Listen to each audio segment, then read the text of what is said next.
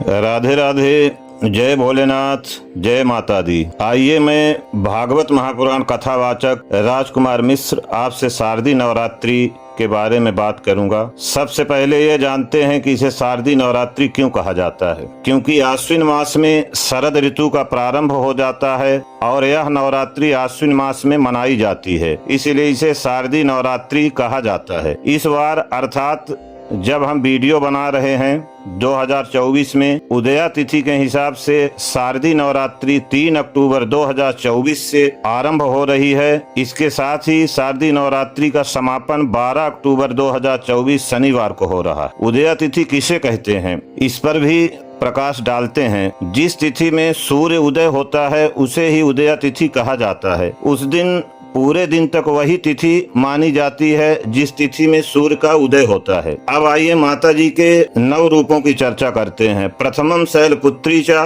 माँ दुर्गा का पहला रूप शैलपुत्री का है, इसलिए सर्वप्रथम शैलपुत्री के रूप में पूजा जाता है। हिमालय के यहाँ पुत्री के रूप में जन्म लेने के कारण इनका नाम शैलपुत्री पड़ा। इनका वाहन वृषभ अर्थात बैल है, इसलिए यह देवी वृषारूढ़ा के नाम से भी जानी जाती हैं। इस देवी ने दाएं हाथ में त्रिशूल धारण कर रखा है और बाएं हाथ में कमल का फूल सुशोभित है। यही देवी प्रथम दुर्गा है। ये ही सती के नाम से भी जानी जाती हैं। आइए इनकी एक कथा पर प्रकाश डालते हैं। एक बार जब दक्ष प्रजापति ने यज्ञ किया तो इसमें सारे देवताओं को निमंत्रित किया, किंतु शिव जी को आमंत्रण नहीं दिया। सती यज्ञ में जाने के लिए विकल हो उठती हैं, किंतु शंकर जी ने कहा कि सारे देवताओं को निमंत्रित किया गया है, परंतु हम दोनों को जानबूझ करके अनदेखा किया गया है, इसलिए हे देवी ऐसे में वहां जाना उचित नहीं होगा। किंतु सती का प्रबल आग्रह देखकर शंकर जी ने उन्हें यज्ञ में जाने की अनुमति दे दी। सती जब पिता के यज्ञ में पहुंची तो सिर्फ माँ ने ही उन्हें स्नेह किया। बहनों की बातों में व्यंग और उपहास के भाव थे। भगवान शंकर के प्रति भी तिरस्कार के भाव थे। दक्ष ने भी सती एवं शिव के प्रति अपमानजनक वचन कहे। इससे सती को बहुत दुख हुआ। वे अपने पति का यह अपमान न सह सकी और योग अग्नि द्वारा अपने शरीर को जलाकर भस्म कर दिया। इस दारुण दुख से व्यथित होकर शंकर भगवान ने उस यज्ञ को वीरभद्र के द्वारा विध्वंस करा दिया। यही सती अगले जन्म में शैलराज हिमालय की पुत्री के रूप में जन्मी और शैलपुत्री कहलाई। रामचरितमानस में लिखा है, सती मरत हरिशन वर मांगा, जन्म जन्म शिवपत अनुरागा। इस तरह पहली देवी के बारे में हम लोगों ने जाना, जो शैलपुत्री माता जी, इन जिनकी पहले दिन नवरात्रि में पूजा करी जाती है। अब दूसरी देवी की चर्चा करते हैं। लिखा है कि द्वितीयम ब्रह्मचारिणी, माँ दुर्गा का दूसरा रूप ब्रह्मचारिणी का माना गया है। ब्रह्मचारिणी का अर्थ है तप की चारिणी, अर्थात तप का आचरण करने वाली होता है। देवी का यह रूप पूर्ण ज्योतिर्मय और अत्यंत भव्य है। इस देवी के दाएं हाथ में जप की माला है और बाएं हाथ में एक कमंडल है। पूर्व जन्म में इस देवी ने हिमालय के घर पुत्री के रूप में जन्म लिया था और नारद जी के उपदेश से भगवान शंकर को पति के रूप में प्राप्त करने के लिए घोर तपस्या करी। इस कठिन तपस्या के कारण इन्हें तपस्यारिणी अर्थात ब्रह्मचारिणी के नाम से जाना जाता है। इस तरह दूसरा रूप माता ब्रह्मचारिणी का हुआ, जो दूसरे दिन नवरात्रि में पूजनीय है, जिनकी पूजा करनी चाहिए। अब तीसरा रूप तृतीयम चंद्र घंटेति। मित्रों, तीसरा रूप माता का चंद्र घंटा देवी का माना जाता है। नवरात्रि में तीसरे दिन इसी देवी की पूजा आराधना की जाती है। ऐसा माना जाता है कि देवी के इस रूप की पूजा करने से मन को अलौकिक शांति प्राप्त होती है और इससे न केवल इस लोक में अपितु परलोक में भी परम कल्याण की प्राप्ति होती है। इन देवी के मस्तक पर घंटे आकार का अर्धचंद्र विराजमान है, इसी कारण इन्हें चंद्र घंटा देवी कहा जाता है। इनके शरीर का रंग सोने के समान बहुत चमकीला है। देवी का यह स्वरूप परम शांतिदायक और कल्याणकारी है। इसलिए कहा जाता है, जो साधक अपनी साधना को जगत कल्याण की भावना से सिद्ध करना चाहते हैं उनको चंद्र घंटा माता की आराधना करनी चाहिए। ये माता देवी चंद्र घंटा की महिमा है। तीसरे दिन में माँ चंद्र घंटा की पूजा नवरात्रि में करनी चाहिए। आइए अब चौथे देवी का रूप का हम दर्शन करते हैं। लिखा है कि कुष्मांडेति चतुर्थकम। मित्रों, नवरात्रि के चौथे दिन देवी को कुष्मांडा के रूप में पूजा जाता है। अपनी मंद हल्की हंसी के द्वारा ब्रह्मांड को उत्पन्न करने के कारण इस देवी को कुष्मांडा नाम से जाना जाता है। जब सृष्टि नहीं थी, चारों तरफ अंधकार ही अंधकार था, तब इसी देवी ने अपनी करुणा से ब्रह्मांड की रचना की थी। इसीलिए इसे सृष्टि की आदि स्वरूपा या आदि शक्ति कहा गया है।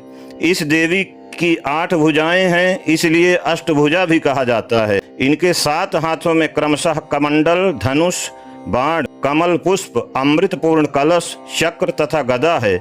8वें हाथ में सभी सिद्धियों और निधियों को देने वाली जपमाला है। इस देवी का वाहन सिंह है और इन्हें कुम्हड़े की बलि प्रिय है। कुछ लोग जीव बलि भी माता को देते हैं, लेकिन किसी भी शास्त्र में जीव की बलि वर्जित है। कहीं भी उसकी महिमा, कहीं भी उसके लिए आदेश नहीं है। संस्कृत में कुम्हड़े को कुष्मांड कहते हैं, इसलिए इस देवी को भी कुष्मांडा कहा जाता है।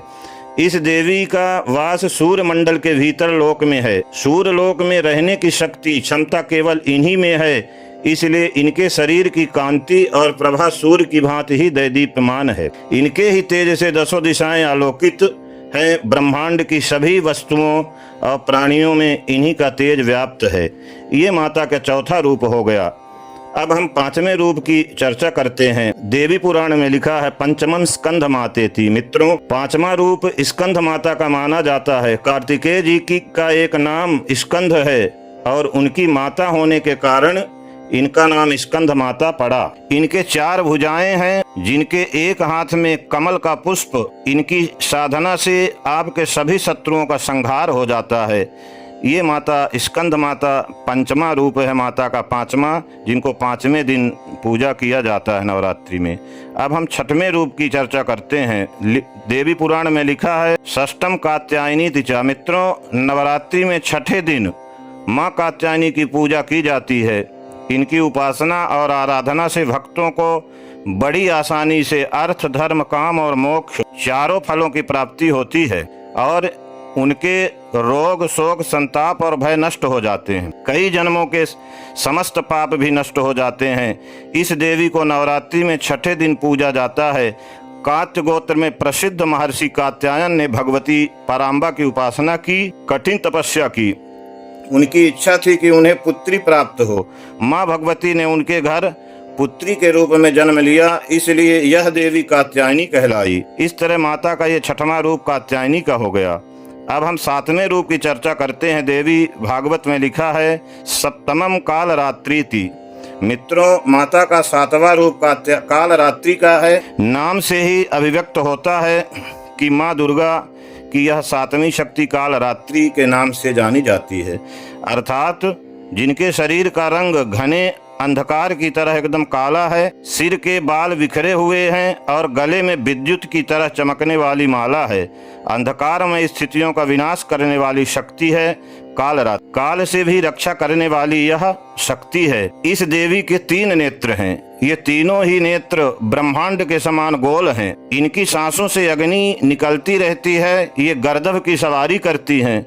ऊपर उठे हुए दाहिने हाथ की वर मुद्रा भक्तों को वर देती है। दाहिनी तरफ का नीचे वाला हाथ अभय मुद्रा में है। अब हम 8वें रूप के माता की चर्चा करते हैं। देवी भागवत में लिखा है महागौरी तिचाष्टमम।